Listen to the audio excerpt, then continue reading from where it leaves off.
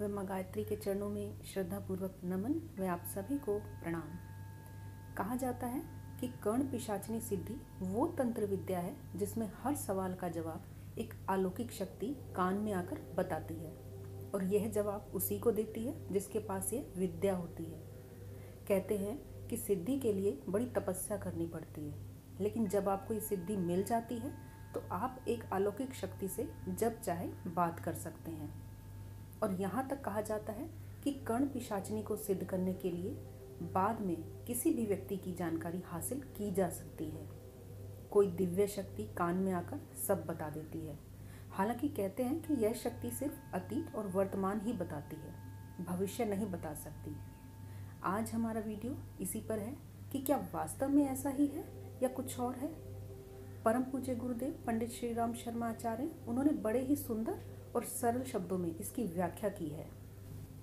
मनुष्य का शरीर अनेकों शक्तियां समेटे हुए है। संसार का सबसे बड़ा रडार मनुष्य का कान है। यह इस बात से अंदाजा लगाया जा सकता है कि यदि कोई मक्खी कोलाहल रहित स्थान में भिनभिनाहट कर रही हो तो उसकी सूक्ष्म आवाज को 6 फीट दूर से सुना जा सकता है। न्यू जर्सी की टेलीफोनिक लैब में एक कमरा इस तरह बनाया गया कि उसमें कोई बाहरी आवाज भी प्रवेश न कर सके।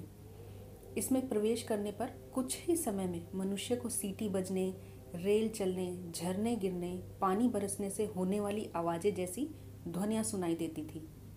इस एक्सपेरिमेंट को कितने ही लोगों ने अनुभव किया। ऐसा इसलिए हुआ कि शरीर के अंदर जो अलग अलग एक्टिविटीज़ होती हैं, जैसे breathing, digestion, blood circulation, heart beat, तो उनसे साउंड्स निकलती है।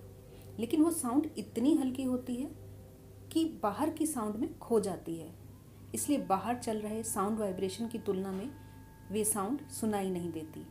पर जब बाहर की आवाज़ रोक दी जाती है और शरीर के अंदर की साउंड सुनाई देने लगती है, blood circulation, respiration, muscular activities, cardiovascular activities body के अंदर होती रहती हैं, जिससे साउंड वेव्स निकलती हैं और संवेदनशील कर्णेंद्रिय से उन्हें भली प्रकार सुना जा सकता है।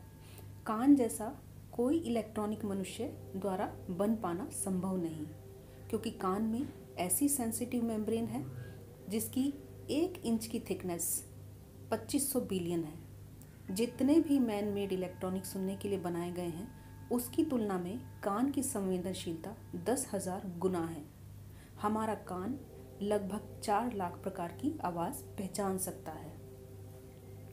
कानों की मेम्ब्रेन आवाज़ की बिखरी लहरों को एक स्थान पर केंद्रित करके अंदर की ईयर कैनाल में भेजती है।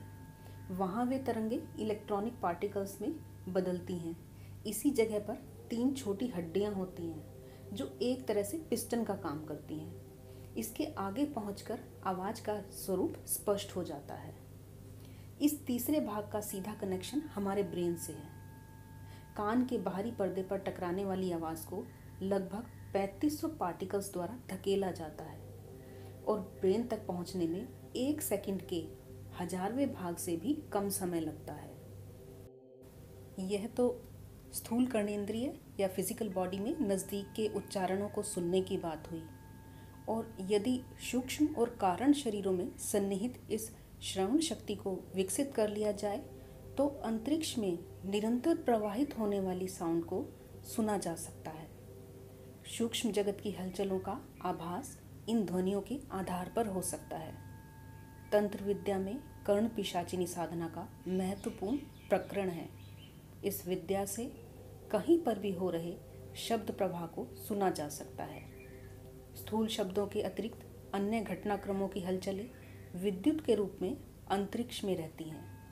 उन किरणों को प्रकाश रूप में देखा जा सकता है और शब्द रूप में सुना जा सकता है।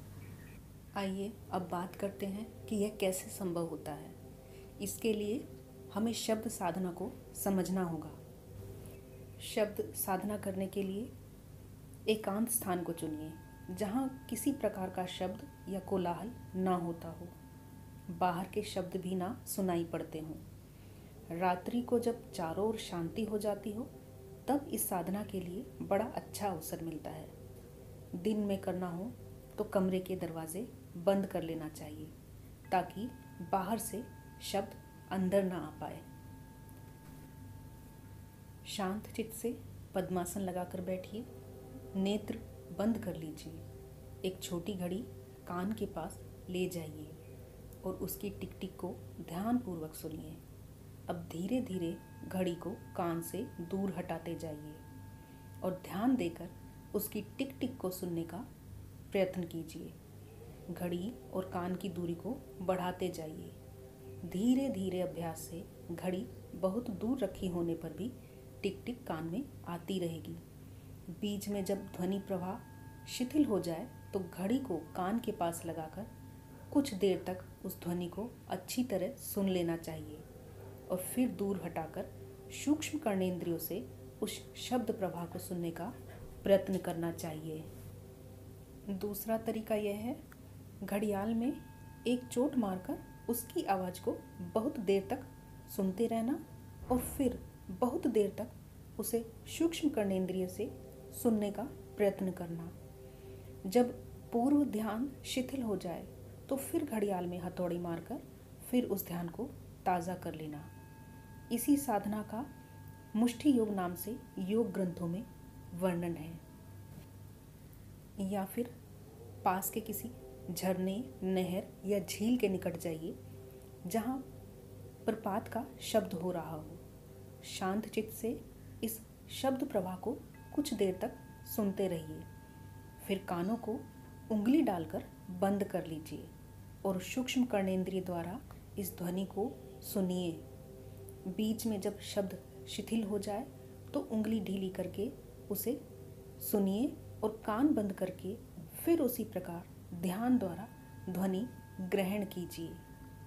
इन शब्द साधनाओं में लगे रहने से मन एकाग्र होता है, साथ ही सूक्ष्म कर्णेंद्रिय जागृत हो जाती है, जिनके कारण दूर बैठकर बात करने वाले लोगों के शब्द सूक्ष्म कर्णेंद्रिय में आ जाते हैं। सुदूर हो रही गुप्त वार्ताओं का अभ्यास हो जाता है। देश विदेश में हो रहे नृत्य, गीत, वाद्य आदि की ध्वनि तरंगे कानों में आकर चित्त को उल्लास आनंद से भर देती हैं। आगे चलकर यही साधना कर्ण पिशाचनी सिद्धि के रूप में प्रकट होती है। कहाँ क्या हो रहा है, किसके मन में क्या विचार उठ रहा है आदि बातों को कोई शक्ति सूक्ष्म कर्णेंद्रिय में आकर इस प्रकार कह जाती है मानो कोई अदृश्य प्राणी कान पर मुख रखकर सारी बात कह रहा हो। जब यह साधना पक जाती है, इसी सफलता को कर्ण पिशाचिनी सिद्धि कहते हैं। इस सिद्धि का दुरुपयोग नहीं करना चाहिए, बल्कि मनुष्य हित में ही इसका प्रयोग होना चाहिए। कारण शरीर की कर्णेंद्रिय साधना दैवी संकेतों के समझने, ईश्वर के साथ वार्तालाप और भावनात्मक आदान प्रदान करने में समर्थ हो सकती हैं। साधनात्मक पुरुषार्थ करते हुए अपने इन दिव्य संस्थान को विकसित करना, अपूर्णता से पूर्णता की ओर बढ़ना, यही योग साधना, आत्म साधना का उद्देश्य है। आज इस वीडियो में इतना ही।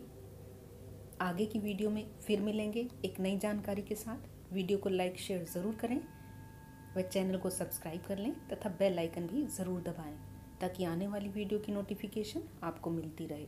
आप सभी का धन्यवाद।